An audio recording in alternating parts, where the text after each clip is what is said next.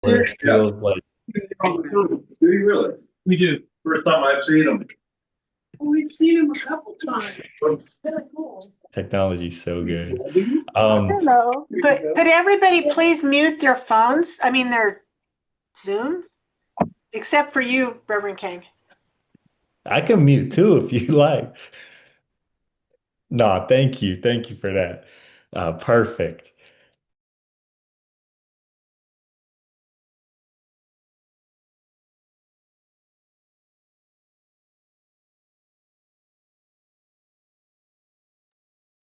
I really don't know how it just muted. But no. So in this work of fresh expressions, you will find at many times, if you have already started anything in this realm, moments where it feels like a lot is on your shoulders, where you have to be the one with the vision, you have to be the one that figures it all out. When we first started at the table, I was the one turning the pilot light on in the oven while rolling out the tables, then jumping on the stage and making the pro presenter slides. I thought I had to do everything. And what I had to realize was that when we do this work and think that we are the one that leads it, we are missing a very, very essential part of this work, which is acknowledging and understanding who it is that is doing the work, which is not just us, but it is God. And I know this sounds like something that we should all know, and duh. But the reality is that truth is one of the first things that gets lost in innovation because innovation seems like it's what I have to do, what my brain is doing, how creative I can be.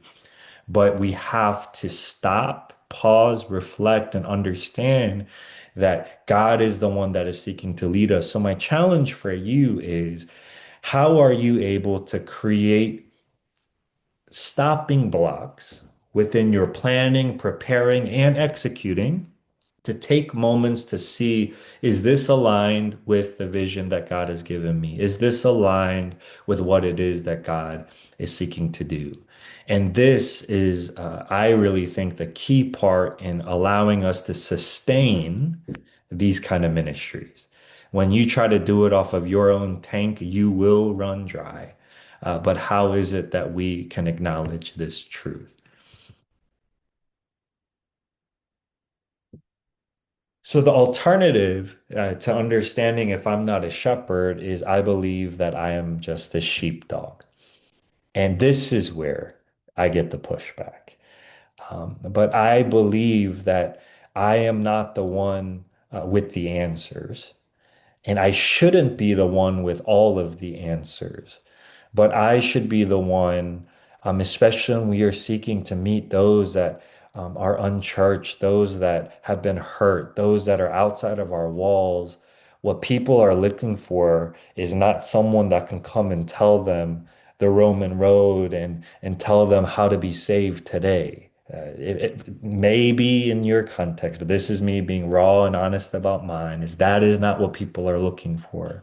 What people are looking for are people that are willing to be on this journey with them, alongside them, next to them, beside them, behind them, and in front of them. That to me is what a sheepdog does. And the reality of a sheepdog is that you are getting your calling, your direction from the shepherd.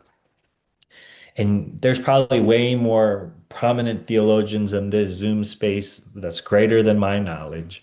But when you do a deep dive in the Hebrew of Psalm 23, verse 2, when it says that the shepherd makes me lie down in green pastures, those green pastures is actually not interpreted in the way that I always thought, which was Sound of Music, green pastures. That's what I always envisioned.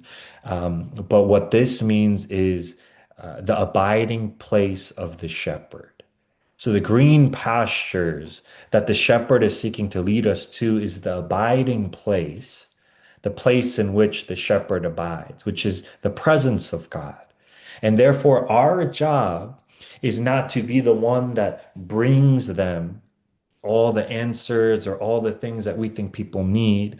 But I believe our role, especially in Fresh Expressions, is seeking to say, I am committing to walk with you and help you find the presence of the shepherd. That's not me. It's not about you loving me and finding all the answers through me, but my role is to walk alongside you in your own journey through the valley of the shadow of death or wherever it may be to get to that place. And this is where I think it is different. Where in a traditional church model, and for the longest time, especially in the Western church, pastors were called shepherds. They are the ones that are supposed to give you everything that you need, essentially. And that is also where people have gotten hurt, is by that model. But what would it look like when we go out into the public square, when we go to those tattoo parlors or those dog parks, and if we think that we're going to show up and give you exactly what you need, the antidote to what it is that you need, that is not the model that's going to work in Fresh Expressions. The model that we seek after is saying, hey, I'm here and I feel you. I get you. You know, I had the privilege of being with Michael at his family table a couple months ago. And it's the same thing that Michael does. He doesn't preach from the stage. He sits there with his legs crossed right next to everyone else and shares the mic. That to me is sheepdog leadership, saying, how can I be on a level playing field with you, but at the same time, play a role in helping guide you and doing this journey with you. And what I have found to be very, very effective for us is embracing the I don't know. I want to share with you a quick story. It was our 2 year anniversary, and there's this young man. I don't know if you can see my mouse, but there's this young man named Ryan, and he stopped going to church for a real long time. He got dragged by his girlfriend to come to at the table. She no longer comes, but he is one of our faithful leaders. But I had Ryan share a testimony on our 2 year anniversary. And he said something that most pastors will probably say that is not a compliment. But he got on the stage and said, I'm here at the table because Pastor Wu doesn't know a lot of things. And I was like, Ryan, that's not good, man. I was like, why would you say that? But Ryan continued to elaborate, and he said, it means so much that there is someone that's willing to say, I don't know, and willing to say, can I learn with you? And the reason why this is so important is so many people have been hurt by folks that feel like they have all the answers. That's the world that we're living in today. That's the country that we're living in today. That is all over social media and the news, is it's everyone thinks that they know everything, and they are going to press that on you with all that they can. And for the longest time, that's how church has been done. You come into my space and I tell you exactly what you're to believe and how you're supposed to do it and what it means to be a church person. And what, especially the younger generation, is seeking is people that can be honest and vulnerable, humble, and willing to say, you know, there are things that I'm trying to figure out. There are things that I'm still discerning. And that is essential in Fresh Expressions. When you go and you leave your comfort zone of your four walls of your church, when you go, for us, when we started at the table, we first started meeting at our local brewery because that's where all the young people are hanging out. It was very uncomfortable. When I would have a beer and then someone says, "Oh, I can't believe a pastor is drinking a beer." And it became this whole thing. And I had to be able to sit there and wrestle with my things. I grew up very conservative, and that was something I would have never done. And that's something that we had to learn together. So, what does it mean when you find yourself in different locale and different locations and different demographics when you are going to encounter things where you may have questions? You know, one of the things Michael Beck always talks about is tattoo parlor church. And it sounds cool, but there are a lot of people to this day, clergy and laity, that disagree with tattoos, right? How do you embrace the I don't know? How do you embrace these conversations with other people that may have questions, that may have doubts? That's the thing about fresh expressions. You're going to do things that push people and push their buttons. My mom was like, "What are you doing in a brewery with the name of your church?" And I was like, "This is what we do." But people will not get it. But how are you able to navigate in those spaces? And to me, the word that comes to mind, and it always has a red line when I write it, because I thought it was a real word, but it's moldability. I believe that to have successful ministry and fruitful ministry in these creative ways, you have to be willing to be moldable. That is one of the biggest challenges that the inherited church, I think, has. And I speak from living in two different worlds. Like at 9:30 every Sunday, I'm in a robe with the choir behind me, and that is where I'm preaching. And at 5, I'm in a t-shirt and shorts running around eating chicken wings with 25-year-olds. So I'm in these two different worlds. So when I talk about the inherited church, that's also a place that I spend time in. But one of the challenges that we face is not willing to be molded, not willing to be flexible, not willing to change things. But I want to warn you is when you do a fresh expression, a year down the road, you're going to be tempted to keep things the same also. That's something I'm having to learn. Doing at the table 3 years in, crap, there are things that now I'm holding as a golden calf where I'm like, no, this is the way that it worked 3 years ago. But people are saying, no, we need to continue to be willing to be molded into meeting the needs that are forever changing. So, what does it look like in your context to be moldable? I promise I'll probably wrap up in like 5 minutes and then I want to open up for questions. I know that y'all probably have some as I go through this. Um, and one of the things that has been a challenge for me is this concept of receiving and not choosing. Is when you start something, you think you know exactly what it is that we got to do. And the reality is, God usually has different plans. And we have to be real here for a second. If you see me, I have a Korean face, and my wife has a Korean face. And when we first started at the table, we were really the only ones, and we were posting things on our Instagram of, us. And my judgment, my stereotype is thinking that probably there will be more Asians within, and there are a lot of Asian population within our campus area. I was like, oh, probably a lot of Asian people will come because, they're going to think they feel more comfortable. Um, we're ebbing and flowing all the time, but at a certain point, probably 95% of our congregation was Black. And that is never something that I thought was going to happen. I wasn't against it, but it's just not what I thought was going to happen. And that is the reality of receiving what it is that God has in store instead of thinking that I can pick and choose who I want to be a part of this. And when you do fresh expressions, you will find yourself in places that you're doing amazing things, and it is going to loom in someone's heart that you would never imagine. And that's the heart of fresh expressions, right? It is creating a space for those that would never walk into a traditional church to be able to come and encounter the good news. And to be able to do that, we have to have that open heart of receiving rather than choosing. And when you are driven with this mentality, the ways that you do things will change drastically. One of the biggest things is making sure that you listen to others.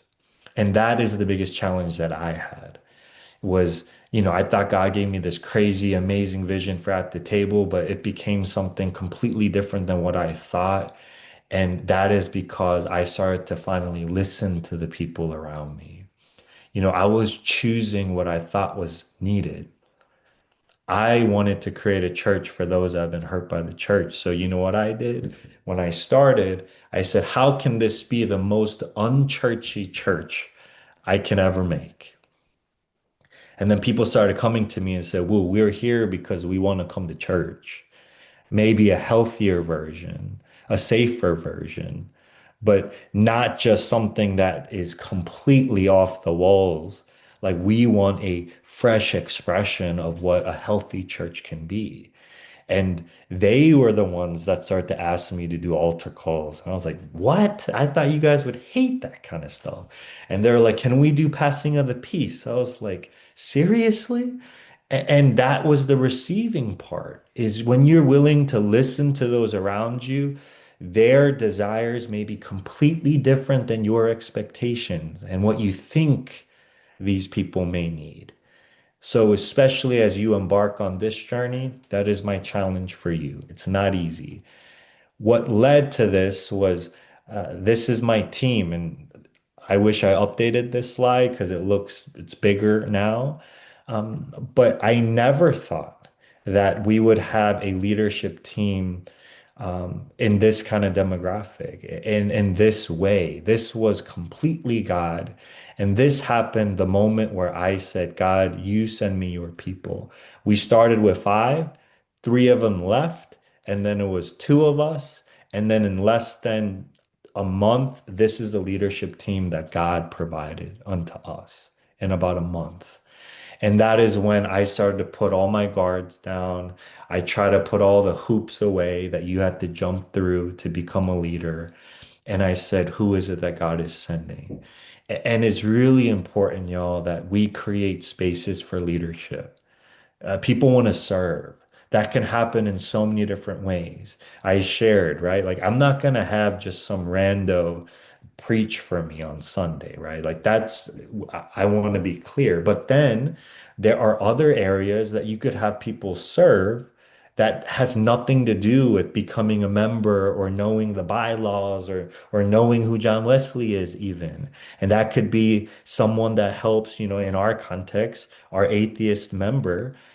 He loves to help take the recycling. He loves to help doing the tablecloths. And now he likes to host people at his home for game nights, allowing people to have those opportunities to lead in different capacities is the receiving part. And that allows for thriving, in my opinion. So that's really that's a lot, but to me, to do fresh expressions well, to do ministry that God is calling us to do that looks a little different than what we are used to me, it also has to do with our leadership. I'm understanding that all of you are here because you are leaders in some way, shape, or form. You are feeling called and led to do something different. And my challenge for you is how can you be different, even from the ways in which you have always lived into leadership? Because sometimes that may need to change, especially when we find ourselves outside of the church or doing ministry in new and different ways. So I'm going to stop sharing my screen now. I know I rambled and talked for a hot minute, but I would love to open this time up to see if there's any other questions and ways in which I can assist in whatever way. I have a question. While you're talking about this worship service, what are a couple of ways that you've incorporated fresh expressions in your worship service? Less is it less structure, or is it, you know, open prayers that everybody? What are some things that we can learn No, from that's a you? good, yeah, very good question. The number one thing that we do um, is that I say this every Sunday is the sermon doesn't end with me. So I do not give the benediction until after dinner is over. And we create spaces in which you are at round tables, you break bread together, and people are sermonizing together. And that is very, very important. I think that's where it's a little different. People are like, well, the pastor is giving the message. And I tell them every week, I start it and y'all end it and continue it in the week to come. And we have discussion questions that are at every single table that's about the sermon that I just preached 5 minutes ago. And at each table is what we call a table leader. who has received these questions ahead of time. So when we start breaking bread with one another, it is not just fellowship and let's talk about the game and where you're going to vacation, but let's talk about how God can speak through each other. And that is something I always try to emphasize to our folks is you have to understand that God can speak through you to touch the life of someone. And 9 times out of 10, these folks leave remembering something that someone else told them and don't remember a single thing that I said from the stage. And that is okay. And I love that. So that is one of the ways in which we implement kind of a fresh expression way of doing church is that it doesn't end with me. There have been times where we do communion, where we serve one another while passing it from table to table, where everyone is serving one another. And one of the biggest ways that ministry happens on a Sunday evening, so we meet at 5 every Sunday. We actually don't go home till like 8, so it's not for everyone. But yeah, we're at church with 25-year-olds, 3 hours on a Sunday night. But one of the biggest ways people connect is really not through the sermon, not through worship, but it's through cleaning up together. When you are doing dishes together, when you're outside at the dumpster, you literally find people crying next to the dumpster. That is what happens when you allow the spirit to move in those spaces, not just in from the pulpit. So we try to always emphasize, please go do something, do a task that you didn't do last week with someone that you haven't done it with before. And people will go, empty out the bathrooms together with someone new. And that's when they start praying for each other or being able to share more about their stories. So I think the culture that we set is a very fresh expression culture. Um, yeah, Thank you. of course. My question, thank you so much for this presentation and taking time to be among us, sibling. It's good to see you. Thank you. My question is though, the paradigm shift that took place is you're not thinking of them as members. Can you talk a little bit about that?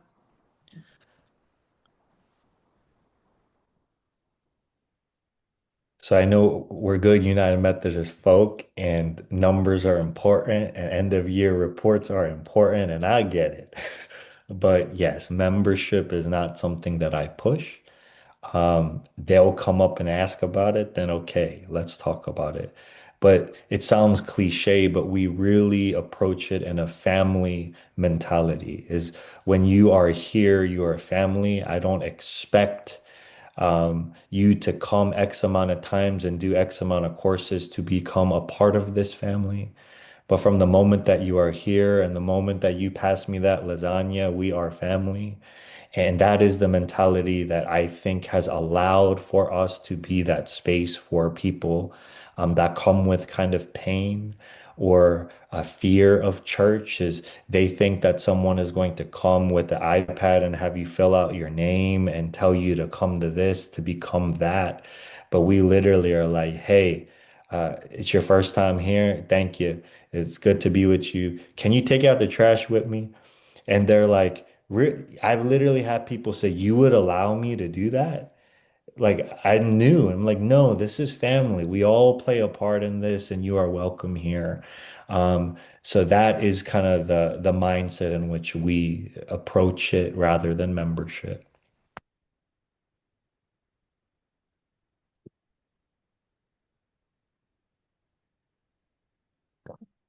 So my question is, because I don't see the formal structure, how are you being supported? Where are you getting your support, your financial resources and all that? Because you're not really a church by itself. So, um, there's a couple ways. One is we started with a decent amount of grants that have allowed us to start. But the beautiful part and why we're able to do what we do is because we are a campus of the Net Church. So all of our campuses share one budget. So we are a budget line in our greater budget of all of the campuses. And other campus members have been very supportive. Our board, we're on a one board model, is very, very supportive of what we do. So we do get support, but we also utilize our spaces. We rent out our spaces. 40% of our, man, I'm about to tell y'all too much. 40% of our $1 million budget is completely supported by tenants. And that also allows us to do what we do as a greater net church. But on top of that, so we don't have to worry too much about our buildings. It's self-sustainable to a certain degree. What we get from our tenants and our campus helps keep the lights on. But our folks at the table, actually, we do take up an offering every Sunday. And the way that that has worked is because we are a missional church and the purpose is very clear and it is very evident where their giving is going to. So our young people have at the table have exceeded what our expectation was when we first started at the table. We were thinking, hey, we'll be lucky if we bring 10 grand in a year with like 20, 30 people because half of them probably won't give. The first year we ended with over 30K in the first year of giving from 23, 25, 26 year olds. And that was because they understood the vision and they are the ones that tithe and do these things because they care about what we do. So those things, allow us to be sustained. And the last thing is when it comes to the food, is we have members from other campuses that come and cook for us too. So that helps with some of the budget. But now we have shifted to a model where our own small groups are the ones that cook dinner, taking turns on Sundays. And a lot of them have committed to saying that we don't want to use church money to feed ourselves. We're going to pitch in money to make this happen. And again, when the vision is clear, people want to be a part of supporting it in a way that is different than just, getting reimbursed like we're used to getting done. So I think the vision allows for the finances to also happen. Hmm, thank you. Can you say more about the small groups you just mentioned? I assume, is that outside of the Sunday 5 to 8 time? Yes, Okay. we have created, so our congregation is called At the Table. I like wordplay. So we created At Your Table, and we did it location based. And this is where I kind of leverage the receive, not choose thing is they don't get to choose their small groups. They have to receive what it is that I choose. But I try to divvy people up, diversify it geographically. And there's a couple rules. I'm very flexible and I'm always willing to be flexible, but there's some non-negotiables. One is the small groups have to be around breaking of bread. It could literally be a cookie, it can be ice cream, it could be a 5 course meal. I don't care. But I want it to be around the element of breaking of bread together. And then another part of that is that everyone is a leader. There's a facilitator who makes sure, who's coming and whatever, but everyone takes turns becoming a host. And you are in charge that day of providing the food and facilitating the questions. The questions are based on the sermon of that previous Sunday. And they a lot of times happen in each other's homes, which has created a further culture of family and hospitality. But what we have learned through that is it gives the opportunity for these young folks to serve people in a different way. How do people get into those groups? So the moment you come, we just say, hey, this is what we do. Is that something you're interested in? We try not to push things too much, especially knowing our context. But we talk about our small groups quite often. And especially since our food on Sundays now, a lot of times are provided, we bring them to the front, we say thank you. So it's always on the forefront. And then we say, hey, if anyone wants to get involved that's not in one yet, let us know. So we try to do it organically, and it has worked. And then people will come up and say, oh, wow, I want to be a part of that. And then how do we get you plugged in? And it's real easy in the way that we get them plugged in.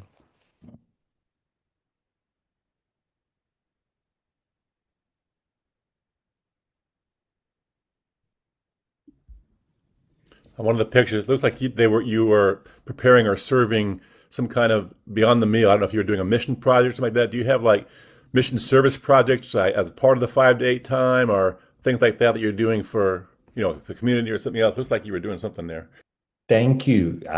You're good. You got me back on track. So, uh, as we are a campus of the net, all of our campuses participate in what we call Mission Sunday every month. The last Sunday of every month, no matter what day it is, it could be Christmas or whatever, it's a commitment that we make is we do not have service on the last Sunday. All of our campuses shut down and we say that the church has left the building and we go and serve the community in some way, shape, or form every single month.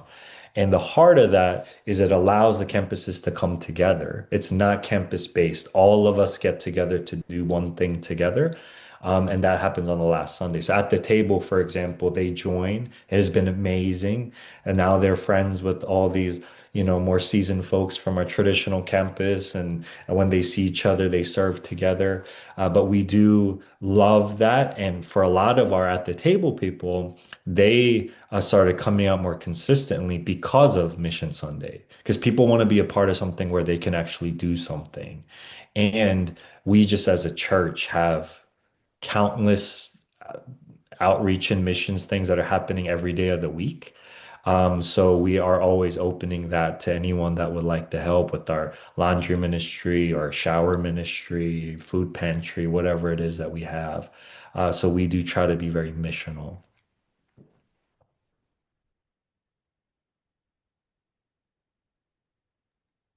All right, one more question I for have Pastor one. King. Oh, yeah. Have you had any individuals that are the traditionalists that have come and said we're not digging this? And how did you approach that?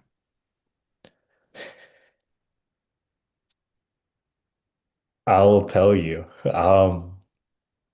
The thing about fresh expressions and when you do these kind of very specific heartbreak driven things, you are seeking to really reach a specific group of people. Um, we, in the span of a little over 3 years now, I looked, we have had over about 250, close to 300 people that have come in and out of at the table. Consistently, we have about 30 folks that come out every Sunday. So that tells you something. And someone could say, hey, you're doing something wrong because you should have retained all those 200. But when I look at it, is those people are at a church somewhere else and doing just fine. But the people that have stayed because they can't find anything like this anywhere else. And what I just make clear to people is, they'll come and they'll ask about certain things and disagree clearly. And I just tell them, again, this is me. I'm just a blunt person. This may not be for you, but if it is, I just ask that you come with an open heart because how you come to the table and break bread with people makes a very big impact. And people will get that. Usually they do. They're not disrespectful. They're like, you know what, it makes sense. It's just not for me. But we just try to be clear for people to understand that your role is also important. You're not just on the receiving end, you're also on the giving end. Your comments and the things that you make a difference. So there have been times I've had to pull people aside and have conversations with them for sure.